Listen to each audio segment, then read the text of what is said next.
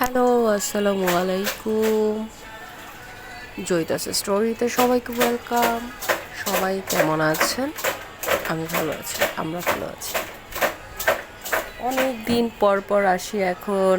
মাঝখানে কিছুদিন রেগুলার ছিলাম, কিন্তু এখন আসলে অনেক দেরি হয় আস্তে আস্তে, মানে ভিডিও করা হয় না, আবার ভিডিও করলে এডিট করা হয় না। এই সব কিছু মিলে যদিও আমি খুব ভালো করে এডিট করতে পারিও না, যেরকম পারি আর কি তাই করতে ইচ্ছে করে না, আর বিভিন্ন ব্যস্ততায় অলসতায় এই আর কি। তারপর বেশ একটু ঘোরাফেরা করলাম, মানে এদিক সেদিক একটু যাচ্ছি আসছি, তো ওই টাইমটা অনেক ভিডিও করার, বাট করা হয় নাই আমার। যাই হোক, আজকে বাজারে থেকে কিছু মাছ নিয়ে আসছিল, তো মাছ তো বরাবর কেটেই আনে, আমি ওগুলো একটু ধুয়ে টুয়ে রাখছিলাম। দেখলেন কই মাছ, ওটাকে কাটতে মানে ধুইতে ধুইতে জীবন শেষ, অনেকক্ষণ বসে ধোয়া লাগছে। জানেনই তো কই মাছ ধোয়া অনেক কষ্ট, আসলে অনেক সময় লাগে। আর এইদিকে হচ্ছে মিষ্টি কুমড়ার খোসা সিদ্ধ করছিলাম, ওটা যখন সিদ্ধ হয়ে আসছে তখন আমি একটু চিংড়ির মাথা ছিল, বড় চিংড়ির, ওই মাথাগুলোকে আমি দিয়ে একবারে সিদ্ধ করে নিচ্ছি।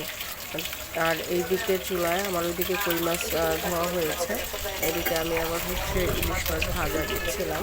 খুব বড় না, ছোটো ছোটোই, বাট ইলিশ তো, তাই না? এই জন্য ইলিশ তো বলতে হয়, ছোটো হোক বড় হোক ইলিশ তো ইলিশ। যাই হোক, মানে নামতে আর কি এটা এদিকে সিদ্ধ হয়ে আসছে, চিংড়ির মাথার কুমড়ার খোসা, আর ওইদিকে ইলিশ ভাজা চলছে। ওই ইলিশ ভাজা দিয়ে আজকে কুমড়া দিয়ে ঝোল রান্না করবো, ঝোল না মাখা মাখা। আর ইলিশে অল্প ডিম হয়েছিল, সেটা ভেজে রাখবো আর ভর্তা করবো আজকে।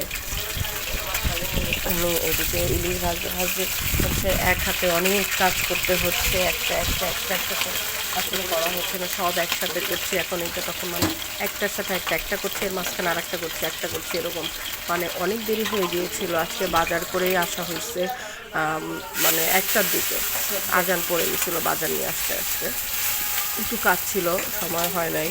আর এইসব তারপরে সব একটু গুছিয়ে গেছে, করতেও সময় লাগে, আর আমি একটু ঢাকার বাইরেও ছিলাম, তো এই জন্য দেরি হয়ে গেছে। আর এর জন্য আর কি একটু দ্রুত দ্রুত করা লাগছে সব কিছু। তো এদিকে মাছ ভাজা, ডিম ভাজা চলছে, ডিমটা অনেক ছিটছে, এই জন্য আমি ঢেকে রেখেছি। আর এদিকে হচ্ছে ভর্তার জন্য একটু তেল ছাড়া মরিচ টরিচ ভেজে নিব আর কি। এই জন্য হচ্ছে আগে এটা হচ্ছে লোহার লোহার কী বলে, তাওয়া বলি, আমরা তাওয়া বলি। তো এর মধ্যে হচ্ছে আমার এই যে মরিচ আর রসুন, এটা হচ্ছে দুটো খুলেই রেখে দেওয়া ছিল, কারণ হচ্ছে একটু দ্রুত করার জন্য আমি অনেক কিছু এভাবে করে রাখি, যেন অনেক সময় যখন ব্যস্ত থাকি রান্না করতে পারবো না বা সময় হবে না সব কেটে কুটে করার, এই জন্য আমি একটু বেশি জিনিস এভাবে রাখি রেডি টু কুক, যেন আমি ধাপ করে রান্না করে ফেলতে পারি।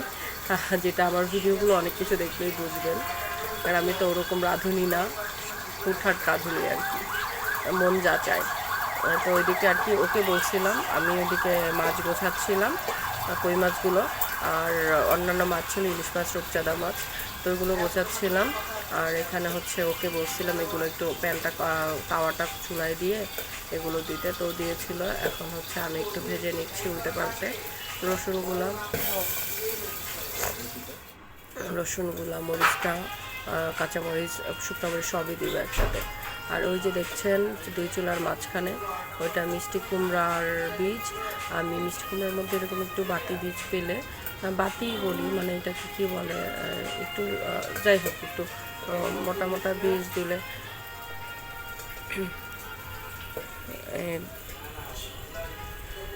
এই রসুন মরিচটা ভেজে করার পরে এরপরে হচ্ছে এটা ভর্তা করব। যেহেতু আমি আসলে ভর্তা কি পাটা পোতায় বেটে করতে হলে ভালো, কিন্তু আমার আসলে হাতে আমি পারি না ওইভাবে করতে, আমার একটু হাতে ব্যথা, হাতটা অনেক আগে ছুটে গিয়েছিল, তো এখন হচ্ছে বেরি চাপ দিলে আমার খুব ব্যথা হয়। তো এই জন্য হচ্ছে এটাকে করবে কি, ভর্তাটা আমি ব্লেন্ডারে এটা সহ একবার ব্লেন্ড করে নিয়ে তারপরে হচ্ছে একটু তেলে ভাজা করব। এটাও খারাপ লাগে না, খুবই মজা।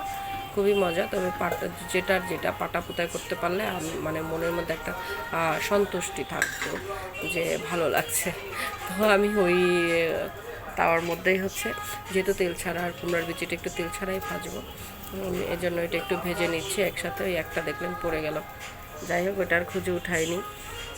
পরে আবার রান্নার পরে যখন আবার সেকেন্ড টাইম চুলা মুছবো তখন একবারে বের করে ফেলে দিতে হবে, একটা খাওয়া হলো না আর কি। ওইদিকে হচ্ছে ডিম ভাজা দিচ্ছিলাম, এটা ছিটছে এই জন্য ঢেকে ঢেকে করেছি।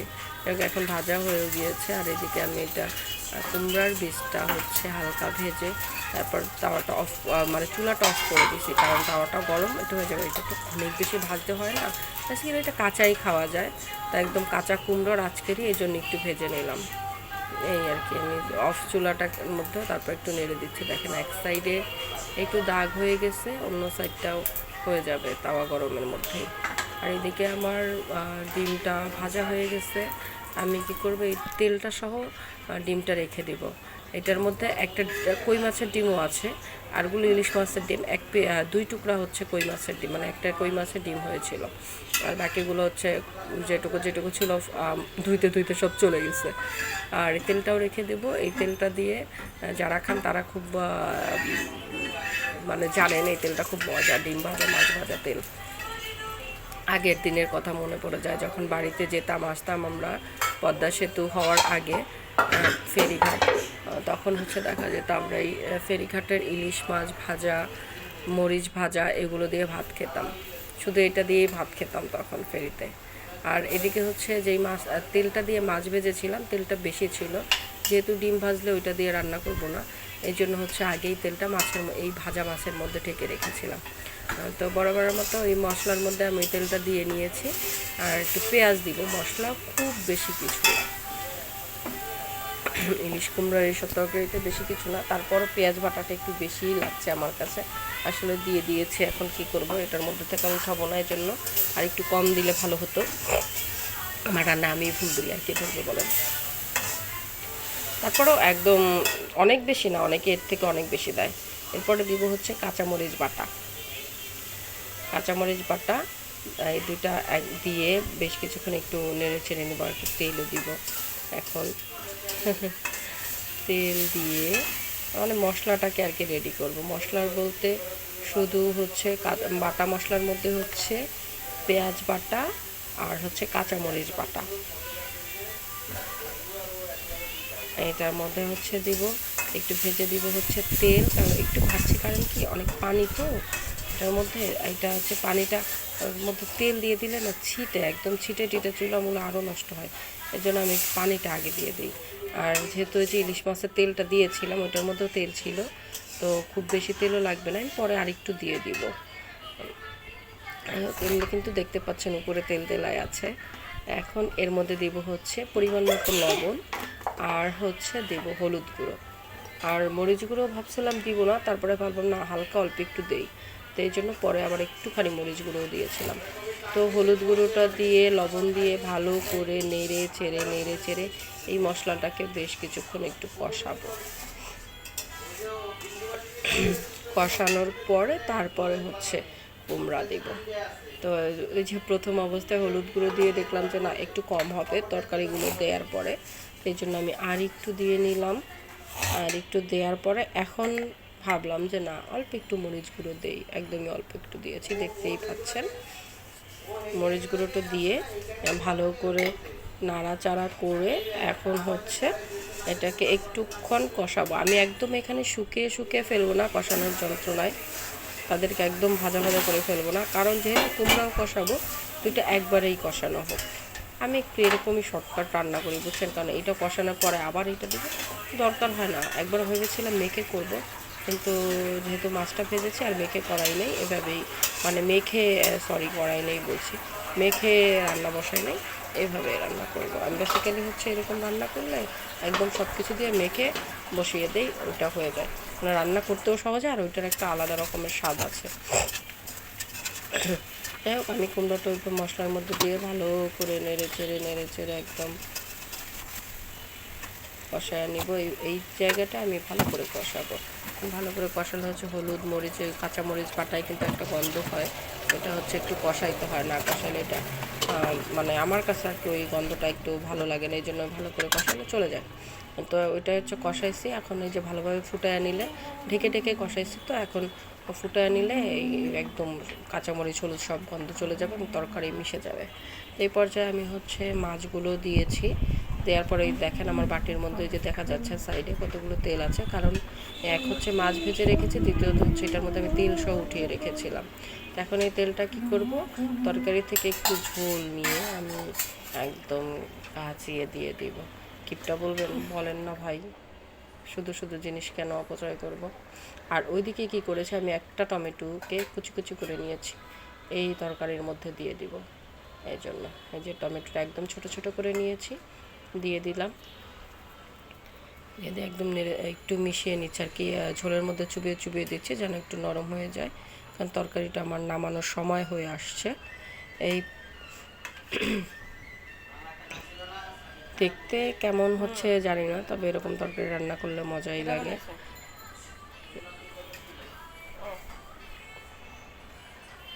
আমি কিন্তু ওইদিকে হচ্ছে এর আগে দেখেছেন গানও শুনেছিলাম। যাই হোক, আমার ওইদিকে ভর্তা রেডি, ডিম রেডি, আর হচ্ছে এখানে হচ্ছে আমার মাছের তরকারিও রেডি, কুমড়া দিয়ে ইলিশ, টমেটো দেওয়া। তারপর খাবারটা খুবই মজার ছিল জানেন। যাক, খাওয়া দাওয়া শেষ করে আমি হচ্ছে নামাজ পড়ে রেস্ট করেছিলাম। এরপরে মাগরিবের নামাজ পড়ে একটু হচ্ছে গ্রিন টি করলাম, জিঞ্জার গ্রিন টি, আর পপকর্ন করলাম, পপকর্ন বানালাম। বানিয়ে হচ্ছে আমাদের মুভি টাইম চলছে সন্ধ্যায়, রক স্টার দেখছি, সাকিব খানের, ইউটিউবে পাওয়া গিয়েছে বুঝছেন। তো আমরা একটু দেখে নিলাম ফ্রি ফ্রি। এরপরে হচ্ছে এশার নামাজ পড়লাম, মানে এখানে মুভি দেখতে দেখতে এশার আজান দিয়ে দিয়েছে। তারপর নামাজ পড়ে আমি এদিকে হচ্ছে নামাজের আগে একটু তাল পিঠা বানাবো করে এটা মানে মেখে রেখেছিলাম, চিনি তাল যা যা দেওয়ার দিয়েছিলাম, দিয়ে মানে একদম মেখে রেখেছিলাম। আজকে আটা দিয়ে করেছি, চালের গুঁড়াটা নষ্ট হয়ে গেছে, বের করে দেখি নষ্ট হয়ে গেছে, এর জন্য আটা দিয়ে করেছি। একদম মেখে রেখে দিয়েছি। নামাজ পড়ে এসে আবার ওইটাকে ভালো করে মেখে তারপরে হচ্ছে গিয়ে ভাজতেছিলাম। তো ছোট কড়াইতে হচ্ছে তেল গরম করে তার মধ্যে যেভাবে দিচ্ছিলাম এক একটা এক এক শেপে হচ্ছে, মানে গোছানো না, একটা গোল একটা একটু বেঁকাতেরা। যাই হোক, এটাও একটা যা খাওয়া তো যাবে তাই না, কিন্তু দেখার সৌন্দর্য একটা ব্যাপার থাকে, হয়ে যাবে।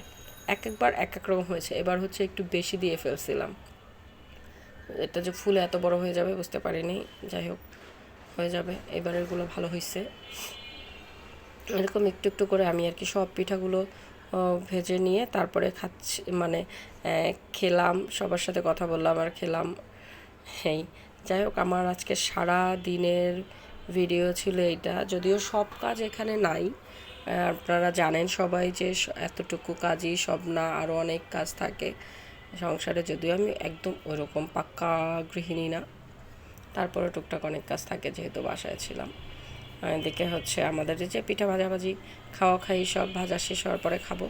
যাই হোক, সবার আজকে আমার পুরো দিনের ভিডিওটা কেমন লাগলো জানাবেন। বেশ কয়েকদিন পরে হচ্ছে একটা বড় ব্লগ নিয়ে এসেছি, কেমন লাগলো জানাবেন, ভুল ত্রুটি কমেন্ট করে জানাবেন। আর হচ্ছে আগেও মানে আগে বলেছি, এখনও বলছে, আমি অত সুন্দর করে এডিট বা ভিডিও করতেও পারি না, করিও না। সব মিলিয়ে কেমন লাগলো জানাবেন আমার আজকের ভ্লগ। তো ভালো থাকবেন সবাই, সবাই আমার জন্য দোয়া করবেন, আর একটু দোয়া করবেন যেন আমার এই অলসতাটা কাটে, আমি যেন রেগুলার একটু ভিডিও করতে পারি, আপনাদের সাথে একটু ভিডিওর মাধ্যমে হলেও কথা বলতে পারি, এটাও একটা সময় কাটার মাধ্যম। যাই হোক, ভালো থাকবেন সবাই আর সুস্থ থাকবেন, বর্তমানে আবহাওয়ার সাথে সামঞ্জস্যতা রেখে চলবেন, অনেক ধরনের রোগ জীবাণু হচ্ছে। তো আল্লাহ হাফেজ।